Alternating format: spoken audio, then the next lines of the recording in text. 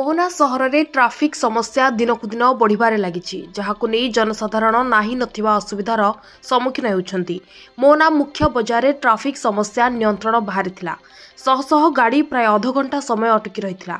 एमितिकी जरूरीकालीन सेवा पई एम्बुलेंस मध्य अटकी रहिथिला, जहाकु नै किछि स्थानीय युवक आगकु आसी ट्राफिक समस्या को नियंत्रण करथिले। परे स्वाभाविक होइथिला गाड़ी चलाचल जनसाधारणक पई। एमिति बारंबार ट्राफिक समस्या को नहीं मोहना सहर बासिंदा असंतुष्ट प्रकाश करिसेंति। आगामी दिन में किपरि ट्राफिक समस्या सुधार कराजिबो ताहा गुरुत्व देबा पई उचित पदक्षेप नेबा पई सहर बासिंदा अनुरोध करिसेंति।